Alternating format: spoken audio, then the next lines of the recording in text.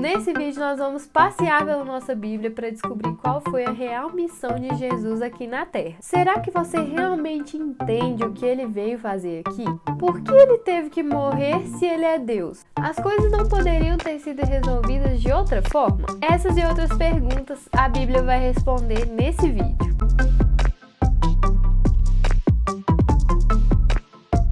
Fala meu povo, tudo bem com vocês? Se você não me conhece, eu sou Isabela e estou aqui pra gente aprender a Bíblia passo a passo. Eu sempre falo que é passo a passo porque esse canal é um espaço pra gente conversar sobre todo e qualquer assunto e qualquer dúvida, por mais boba que ela pareça ser. Porque eu acho que quanto mais a gente tira essas pequenas dúvidas, mais a gente entende quão grandioso é esse livro aqui. E hoje eu queria conversar com vocês sobre a real missão de Jesus aqui na Terra. Eu posso estar falando agora para alguém que nunca entendeu por que Jesus teve que morrer, ou para alguém que já sabe isso tudo de cor e salteado. Mas mesmo você que já tem muito conhecimento sobre o assunto, eu convido a ficar nesse vídeo, porque talvez eu vou responder perguntas que você nem mesmo se fez alguma vez. Bota tudo aí de cinza para me dar um recado. Essa semana eu tive uma pequena crise de sinusite, por isso estou falando desse jeito, gente. Já peço desculpa desde já. Mas já tá sarando e nos próximos vídeos a gente vai estar aí 100% se Deus quiser. Então vamos lá começar do começo. Primeiro livro da Bíblia, primeiro capítulo, primeiro verso. Gênesis 1, verso 1 fala: no princípio, Deus criou os céus e a terra. E aí continua o relato aqui no capítulo 1 de como Deus criou o mundo, criou Adão e Eva. Vendo aqui os primeiros capítulos de Gênesis, a gente já nota que Deus criou o mundo perfeito e um mundo de forma que ele teria comunhão e relacionamento face a face com a gente. Então aqui a gente vê que ele conversava com Adão e Eva, que ele estava junto com eles ali no Jardim do Éden. Esse era o plano inicial das coisas. E o capítulo 2 continua contando um pouco mais sobre como foi criado o ser humano. E no verso 15 fala assim: o Senhor Deus colocou o homem no Jardim do Éden para cuidar dele e cultivá-lo. E o Senhor Deus ordenou ao homem: coma livremente de qualquer árvore do jardim, mas não coma da árvore do conhecimento do bem e do mal, porque no dia em que dela comer, certamente você morrerá. E aqui a gente já vê um detalhe que você pode estar falando assim: tá aí, esse é o problema? Foi culpa de Deus que ele colocou essa árvore lá? Porque se não tivesse colocado essa árvore, nada de ruim teria acontecido? Pra que colocou essa árvore ali então? Porque aqui a gente aprende uma característica do caráter de Deus. Deus não é injusto e ele não criou robôs. Deus sempre dá a opção de escolha. Pensa bem, se ele não tivesse colocado ali uma árvore, aí ele seria um Deus realmente injusto. Porque ele criou seres que não tinham escolha nenhuma a não ser estar com ele e pronto, acabou. A gente sabe que isso não é amor. Amor é quando a pessoa pode ir embora, mas ela fica porque ela quer. E o que acontece? Agora a gente entra num assunto que não é falado aqui em Gênesis. A gente tem outros textos da Bíblia que falam sobre isso, só que eu precisaria de um vídeo inteiro só para falar desse assunto. É a questão da queda de Lúcifer, que era um anjo lá do céu que se rebelou contra Deus e fez com que outros anjos também se rebelassem. Esse anjo, ele possuiu uma serpente e começou a falar ali com Eva. Nessa história a gente também vê essa questão. Até os anjos têm escolha. No capítulo 3 de Gênesis a gente lê o seguinte: ora, a serpente era o mais astuto de todos os animais selvagens que o Senhor Deus tinha feito. E ela perguntou à mulher: foi isso mesmo que Deus disse? Não comam de nenhum fruto das árvores do jardim? Respondeu a mulher à serpente: podemos comer do fruto das árvores do jardim. Mas Deus disse: não comam do fruto da árvore que está no meio do jardim, e nem toquem nele. Do contrário, vocês morrerão. Disse a serpente à mulher: certamente não morrerão. Deus sabe que no dia em que dele comerem, seus olhos se abrirão, e vocês, como Deus, serão conhecedores do bem e do mal. E aqui a gente já vê a serpente, que é Satanás ou Lúcifer, lá em Apocalipse deixa isso bem claro. Já começa plantando a primeira mentira. Você percebeu aqui que Deus disse para eles para não comerem do fruto de uma árvore. Deus deu todo o jardim para Adão, todo. Você pode fazer tudo que você quiser, isso aqui tudo é de vocês. eu só peço que vocês não toquem nessa árvore. E aqui a serpente fala com ele o seguinte: foi isso que Deus disse? Não comam de nenhum fruto das árvores do jardim. Já plantando ali uma mentirinha. E aí você sabe o restante da história, que Eva foi enganada, ela comeu do fruto e realmente uma coisa que a serpente falou era certa. Assim que elas comessem, eles iam conhecer o bem e o mal. Só que hoje a gente sabe que conhecer o mal não é nada legal. Como Deus tinha explicado para eles, o dia que eles conhecessem o bem e o mal, eles conheceriam também a morte. E agora indo lá para Romanos 6, no verso 23, fala o seguinte: pois o salário do pecado é a morte. Como Deus já havia falado para eles ali. Por que o salário do pecado é a morte? Não parece uma coisa meio assim, nossa, credo, Deus é assim também, se não fizer o que ele quer, a pessoa morre. Na verdade, não é isso. Pense o seguinte: no princípio, Deus criou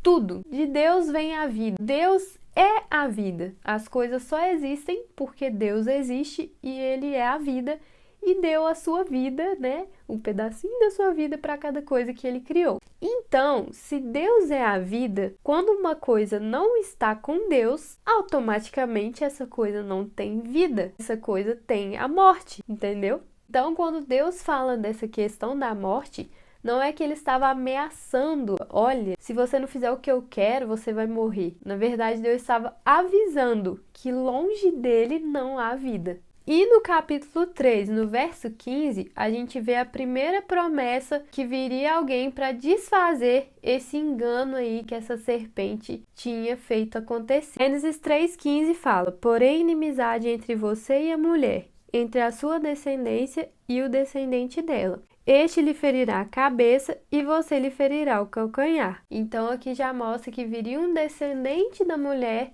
e destruiria a serpente, o pecado que ela trouxe, né? Entendendo aqui que o pecado a gente pode entender como uma desobediência a algo que Deus orientou. Nesse caso aqui, eles comeram do fruto da árvore em que Deus tinha proibido. Mas aí você pode se perguntar também: olha, isso tudo aconteceu, problema lá da Eva e do Adão, entendeu? Eles desobedeceram, agora o mundo tá essa desgraça, eu não pedi pra nascer, tô sofrendo, vejo pessoas que eu gosto morrendo, vejo injustiça, e aí? Não é culpa minha? Essa pergunta já te ajuda a entender um pouco mais da missão de Jesus aqui na Terra. Vamos para Romanos, no capítulo 5. A gente vai ler o verso 12, depois a gente vai ler o verso 15.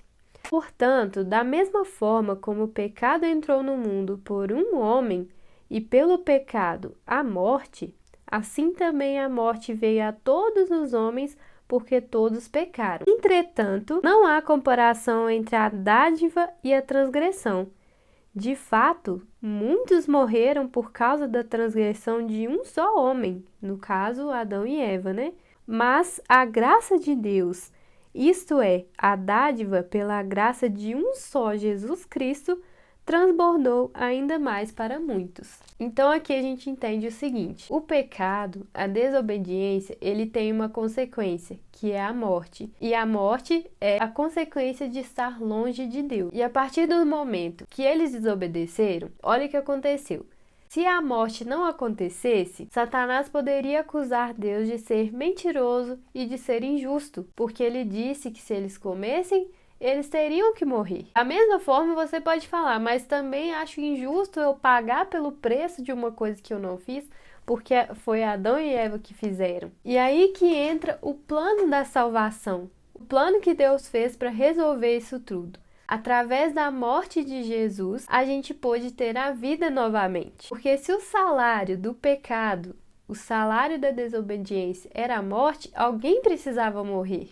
Satanás, ele não estava acusando Deus somente ali no Jardim do Éden. Ele estava acusando Deus diante de todos os anjos, de todos os seres do universo que Deus criou. Todos os seres estavam assistindo isso. Então alguém precisava pagar por essa morte devido à desobediência. E essa pessoa foi Jesus. Então aqui em Romanos 5 a gente entende que, por mais que foi através de um pecado de um homem só que a morte existiu, foi também pela morte de um homem só que a gente teve vida. Aí vem uma outra pergunta. Tá, beleza. Jesus morreu no nosso lugar. Então a gente não precisa mais morrer para pagar pelo pecado da desobediência. Certo? Certo. Só que, minha querida Isabela, as pessoas ainda morrem? Existem dois tipos de morte aqui na palavra de Deus. Existe a morte, que é a separação total de Deus, que igual eu expliquei, como Deus é vida, a morte é estar sem Deus. Essa é a morte plena, a morte eterna, a morte onde não existe vida sem Deus. A segunda morte é essa que a gente vê agora, que na Bíblia é comparada a um sono. É como se a pessoa estivesse dormindo. Não é uma morte para sempre. E um dia ela vai acordar de novo. O salário do pecado é a morte eterna, ou seja, se afastar de Deus é ficar sem vida para sempre. E o que é se afastar de Deus? É não seguir aquilo que ele fala. Se Deus é vida, ele sabe o que vai te dar a vida. Então, quando ele te proíbe de algo, é porque ele não quer que você fique sem a vida que é ele. Então, quando Jesus morreu ali, ele morreu essa morte eterna, essa morte que é a separação de Deus, a morte que a gente deveria sofrer pelo fato de Adão e Eva, que são nossos pais, terem desobedecido. Então, esse segundo tipo de morte que eu falei, que é como um sono, é como se Adão, Eva e todo mundo que veio antes da gente estivesse lá dormindo, esperando um momento que a gente vai ver agora, que é a maior promessa de todas. Essa promessa vem para responder a seguinte pergunta. Tá bom, já entendi. Deus criou um mundo perfeito, veio a serpente, enganou eles desobedeceram. Desobedecendo, eles ficaram longe de Deus, e ficar longe de Deus significa não ter vida. Então Jesus foi lá e morreu para que a gente pudesse ter vida. E hoje acontece a morte, que é um sono, onde as pessoas estão descansando, mas esperando o quê? Esperando essa promessa que a gente vai ver aqui nesses versículos. No Evangelho de João, olha o que Jesus fala. Não se perturbe o coração de vocês. Creiam em Deus, creiam também em mim. Na casa de meu pai há muitos aposentos. Se não fosse assim, eu lhes teria dito: vou preparar-lhes lugar. Se eu for e lhes preparar lugar, voltarei e os levarei para mim, para que vocês estejam onde eu estiver. Deus criou um plano para que tudo volte um dia a ser como ele tinha planejado lá no Jardim do Éden, que era morar com a gente, que era estar com a gente, num mundo onde não tivesse o pecado. E para ele conseguir conviver com a gente de novo, ele diz que vai voltar. Em Apocalipse, que é o último livro da Bíblia, fala o seguinte: eis que ele vem com as nuvens e todo olho o verá, até mesmo aqueles que os passaram, e todos os povos da terra se lamentarão por causa dele. Assim será. Aqui fala que até aqueles que mataram a Jesus vão ver ele vindo.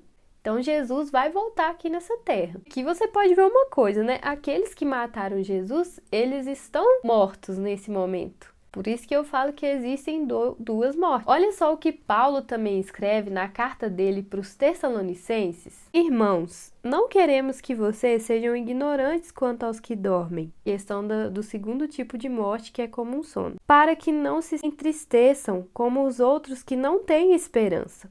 Se cremos que Jesus morreu e ressurgiu, cremos também que Deus trará, mediante Jesus e com ele, aqueles que nele dormiram. Dizemos a vocês, pela palavra do Senhor, que nós, os que estivermos vivos, os que ficarmos até a vinda do Senhor, certamente não precederemos os que dormem, pois dada a ordem e com a voz do arcanjo e o ressoar da trombeta de Deus, o próprio Senhor descerá dos céus e os mortos em Cristo ressuscitarão primeiro. Depois nós, os que estivermos vivos, seremos arrebatados com eles nas nuvens para o encontro do Senhor nos ares. E assim estaremos com o Senhor para sempre. Consolem-se uns aos outros com essas palavras. Então Deus, na sua infinita sabedoria, conseguiu resolver essa treta aí, morrendo por nós, para que um dia tudo pudesse voltar a ser do jeitinho que ele tinha criado antes. Se é a primeira vez que você está tendo contato com esse assunto, é por isso que a gente fala que Jesus morreu para nos salvar, para dar essa esperança de que a gente não vai viver para sempre assim sofrendo. Nasceu, sofreu, viveu umas coisas alegres, morreu e não tem mais nada. Esse assunto parece tranquilo, mas na verdade ele é bem complexo. Eu espero que esse vídeo tenha te ajudado em alguma coisa, não tenha te confundido muito, porque tem tanta coisa para falar sobre esse assunto, se a gente for aprofundar, que eu tive até dificuldade de fazer o roteiro desse vídeo para focar e não ficar um vídeo tão grande. Então eu conto com você para me dizer se esse vídeo ficou claro ou se deixou muita dúvida, coloca aqui pra mim, que aí depois eu posso fazer um outro vídeo esclarecendo as dúvidas desse vídeo. Então é isso, tchau povo e até o próximo vídeo!